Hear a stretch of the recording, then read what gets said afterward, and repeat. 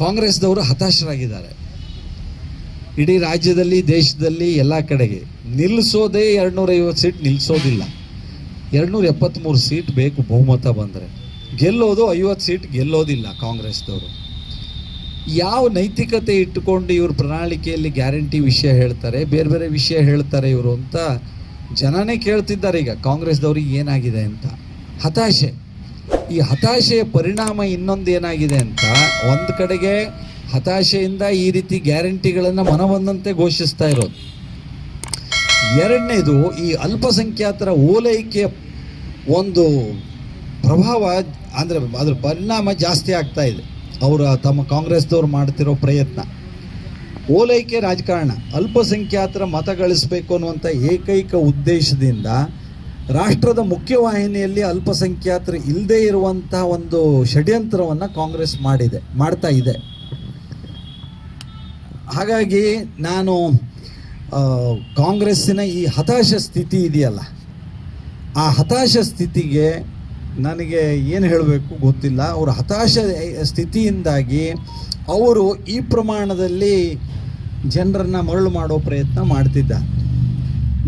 ಕಾಂಗ್ರೆಸ್ಸಿಗೆ ನೈತಿಕ ಶಕ್ತಿ ಇದ್ದಿದ್ದರೆ ದೇಶದ ಮುಂದಿರುವಂಥ ವಿಷಯ ಹೇಳಬೇಕಿತ್ತು. 2047ಕ್ಕೆ ಅಭಿವೃದ್ಧಿ ಹೊಂದಿದ ಭಾರತವನ್ನು ನಾವು ಹೇಗೆ ಮಾಡ್ತೀವಿ ಅಂತ ಹೇಳಬೇಕಿತ್ತು. ಬೇರೆ ಬೇರೆ ಅನೇಕ ವಿಷಯಗಳನ್ನು ದೇಶಕ್ಕೆ ಸಂಬಂಧಪಟ್ಟಿದ್ದು ಹೇಳಬೇಕಿತ್ತು. ಅದು ಬಿಟ್ಟು ಈ ಚೊಂಬನ್ನು ಪ್ರದರ್ಶಿಸುವಂಥ ಸ್ಥಿತಿಗೆ ಕಾಂಗ್ರೆಸ್ ಬಂದದೆ ಈ ಲೋಕಸಭೆ ಚುನಾವಣೆಗೆ. ಅಂದರೆ ಕಾಂಗ್ರೆಸ್ದವ್ರು ಏನು ಅಂದ್ಕೊಂಡಿದ್ದಾರೆ? ಇದು ಪಂಚಾಯತ್ ಚುನಾವಣೆನೋ, ಮುನ್ಸಿಪಾಲ್ಟಿ ವಾರ್ಡ್ ಚುನಾವಣೆಯೋ, ಏನು ಅಂದ್ಕೊಂಡಿದ್ದಾರೆ ಅವರು? ದೇಶದ ಚುನಾವಣೆ ಅಂತ ನೋಡಬೇಕಲ್ಲ ಕಾಂಗ್ರೆಸ್ದವರು. ದೇಶದ ಮುಂದಿರೋ ವಿಷಯಗಳನ್ನು ಚರ್ಚಿಸಬೇಕು. ಅವರಿಗೆ ನೈತಿಕತೆಯೇ ಇಲ್ಲ ಈ ಯಾವ ವಿಷಯಗಳನ್ನ ಚರ್ಚಿಸೋದಕ್ಕೆ.